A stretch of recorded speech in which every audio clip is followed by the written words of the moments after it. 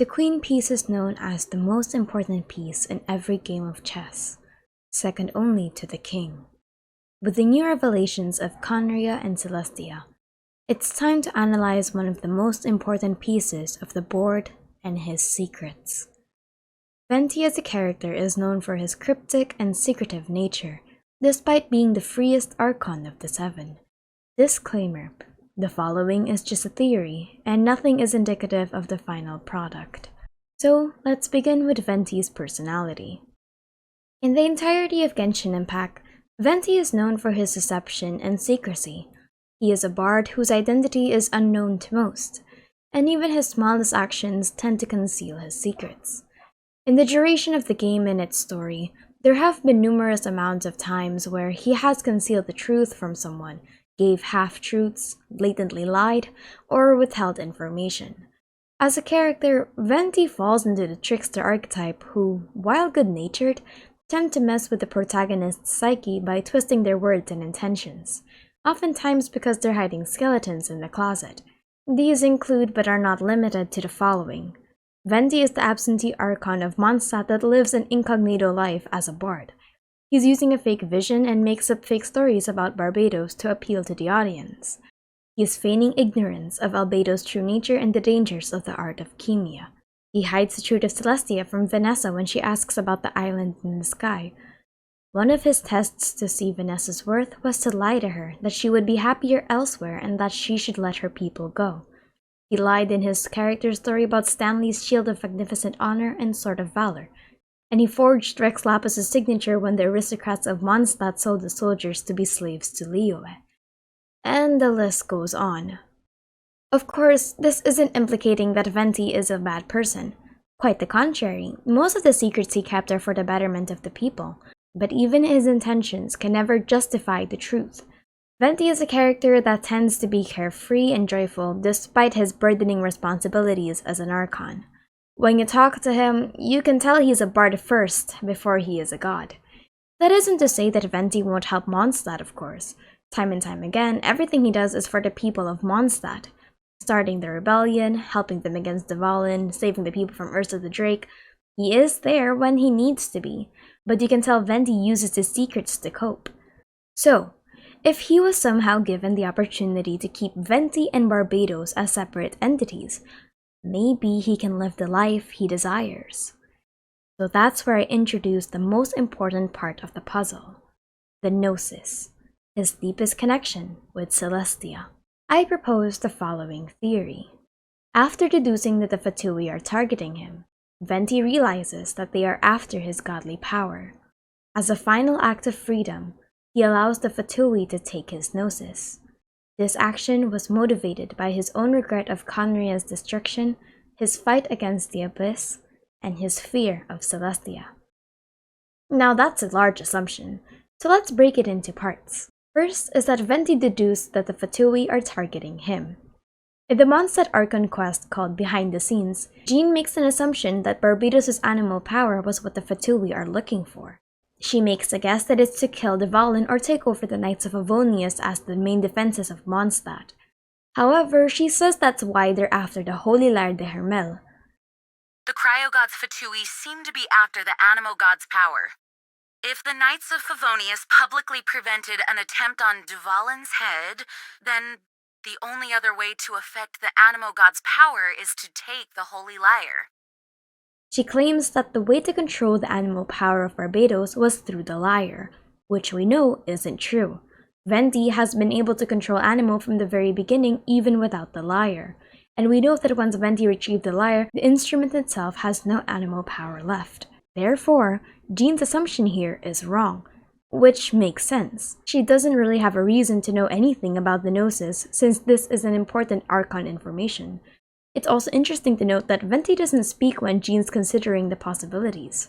This scene shows that Venti could be contemplating what Jean's saying, but disagreed with her statement that Animo can be controlled by the Holy Lyre specifically.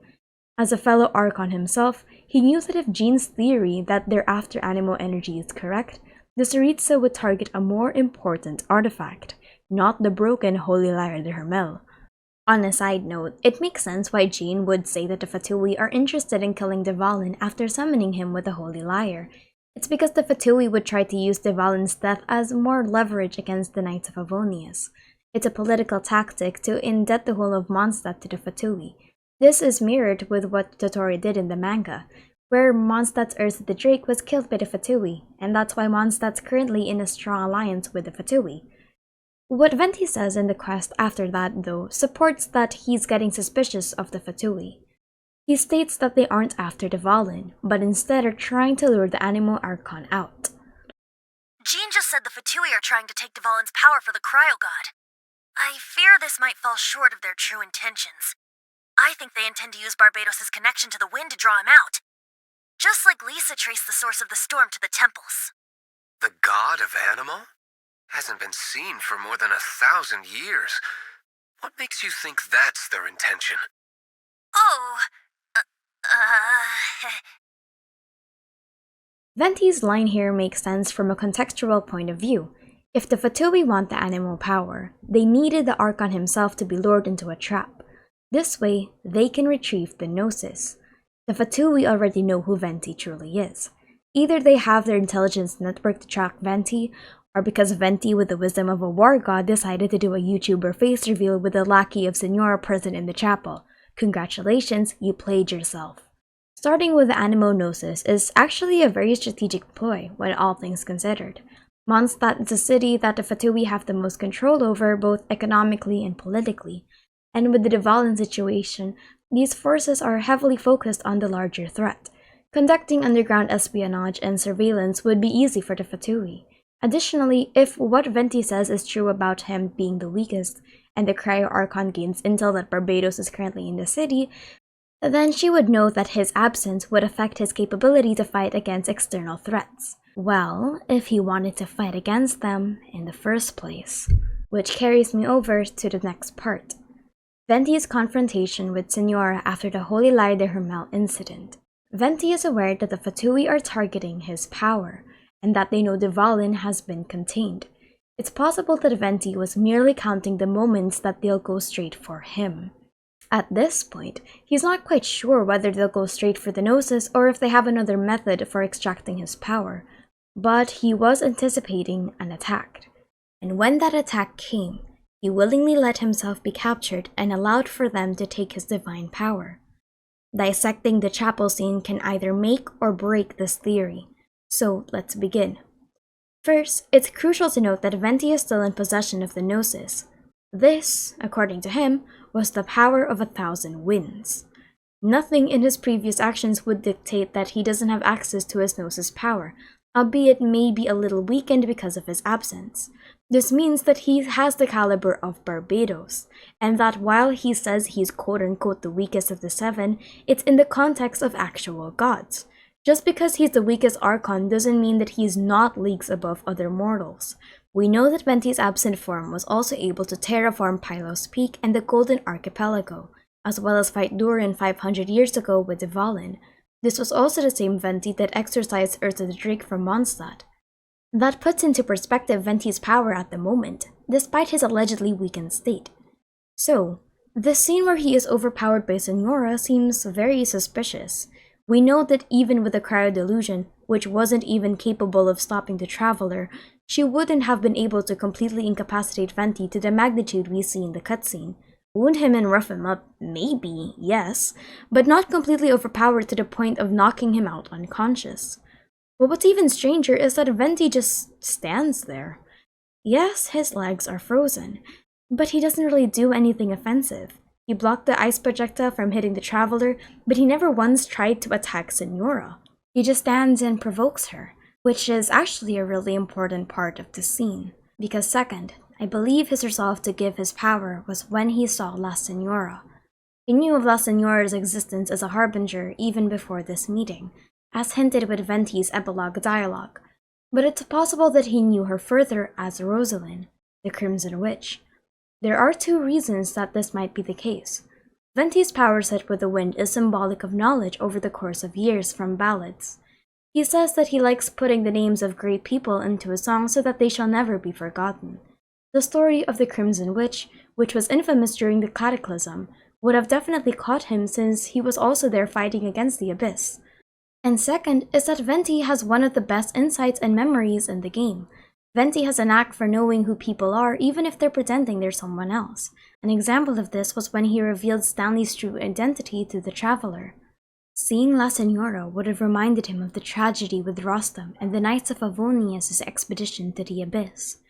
But while she would remind him of his deeds from 500 years ago, Venti would also know Senora as a Mondstadian that turned her back on her people.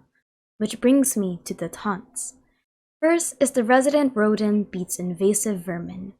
While this could be seen as him not knowing that Senora is a Mondstadian, it's more possible that he's referring to her status as a harbinger, or rather, as she likes to put it, a Snezhnayan diplomat. In this taunt, Senora to him isn't a child of freedom, but rather someone that ended up doing the Tsaritsa's cruel deeds to Mondstadt. Hence, invasive. The second one, according to the wiki, can actually be further translated into something more accurate. A more direct localization would be, "Oh, so the reason you dare to mock me is merely because you hold power borrowed from your master?" This line refers to the ice powers she used to hold him down, so he knows that her cryo is her delusion. The third taunt may be a reference to her current status as the Fair Lady, fair being a synonym for beautiful. When the scene ends, Venti has lost his Gnosis, and we gain exposition. He makes no attempt to tell the Traveler to chase after the Gnosis, and he simply leaves. But why would Venti give away the Gnosis? Well, there are several potential reasons. First is, as I've mentioned, is that Venti might have wanted to sever ties with Celestia. Venti himself was a god of freedom, and Celestia is an entity of unmoving principles. Venti says he wants to live a carefree life of exploring the world, and he has expressed fear and discomfort when speaking about Celestia. He has no real reason for divinity. He is a god helping while he can, yes, but his life as Venti is one that he cherishes deeply. He doesn't need the treasures of the gods to be happy, much like Zhongli or A. Second is that he knows what might happen if all 7 of the Gnosis are used together, and that he's hoping for the outcome to be for the betterment of the world. Venti says that he hoped the 7 nations would have instead come together to fight the Abyss instead of each other, and pulling together all 7 of the Archon's power could be a symbolism of that. And third is that he, somehow, someway, empathizes with the Cryo Archon. If the Cryo Archon was someone he knew well, and then he found out that she became a hardened soul after the Cataclysm, which also changed the other nations, not just Snezhnaya, I believe giving her his power is his final act as her old friend. Of course, he doesn't know what she will do with that power, but Venti's trust in her might be what led to him to not ask for the Traveler to retrieve the Gnosis. Maybe it's that small hope in their old friendship that the Cryo Archon is going to use his Gnosis for the world's salvation. Him willingly giving his Gnosis to the Fatui would be symbolic, in a way. Similar to how Zhongli made a contract to end all contracts, Venti chose freedom over power. So that's the theory itself, but there are some gaping holes in it. First is, why would Venti fake being in pain? Well, simply put, it's probably not fake. Venti had to recover to the tree at the end of the fight, telling us that there might have been some physical repercussion. Getting a hand shoved in your chest to grab something referred to as a heart probably sent Venti into a temporary state of shock. While yes, he anticipated that he might give the Gnosis to the Fatui, he couldn't have known how painful the extraction would be. Another one is that why doesn't Venti just give up the Gnosis straight up? Well, it may be that he didn't know that they were targeting the Gnosis specifically, just the Archon's animal power. But whatever they wanted from Venti, he would have given it, for the reasons I've said previously. Why did Venti put up a verbal fight against Senora if he was willing to give it anyway? The transaction never had to be peaceful, especially since both of them were really hostile to each other. In my opinion, it's because of 2 reasons. First is that while he's willing to give the Gnosis, that doesn't mean he agrees with the Fatui's methods. After all, they were holding Mondstadt politically hostage, and they weren't good people. Venti should be free to criticize such a behavior. And second, which is a more personal take in my opinion, is that I think it's just to give Senora closure for Rostam's death. There would be no way for Venti to know that Rosalind's goal is revenge against the short-sighted gods according to the Pale Flame, but in the event that he did know, this would be a way of setting her free, allowing her to seemingly avenge the death of her lover by attacking the short-sighted god that she was angry at. Why did Venti say that he never thought of the Tsaritsa getting the Gnosis, and why does he not know of her plan? I was considering that line quite a bit, actually. But then I realized that it made sense why he never thought the Tsaritsa would plan to get the Gnosis of the gods. Him deducing that the Fatui were involved to take the Animal Archon's power would have been sparked by Jean's own insights about the Fatui wanting to control the Holy Lyre. He probably never even thought of the possibility that the Tsaritsa, or any of the seven, would cross the boundaries. But after Jean's dialogue, he would have been enlightened to the situation, which brings the next dialogue where he says the Fatui's plans may be bigger than what Jean suggests. I'm not saying Venti was the ultimate mastermind of the Fatui heist, but rather that he accepted the circumstance and simply let it happen. However, regardless of whether Venti giving the Gnosis is intentional or not, this opens a whole realm of possibilities. Venti had always been the more open of the Archons. He was the one that spoke of allogenes, and the one that told the Traveler of the Cataclysm 500 years ago. So that means Venti is the biggest player when it comes to gaining information about Khaenriah. Khaenriah has its closest ties with Mondstadt, with Spiral Abyss and most of the Khaenrian characters being situated in Mondstadt. Him losing his Gnosis means he's freer to speak about the harsh realities of Celestia. And since he isn't bound by a contract like Zhongli, the Traveler will soon have to find Venti again. Venti is the key to finding the truth of the Cataclysm, which is why the Queen is the most important piece on every game of chess, second only to the King.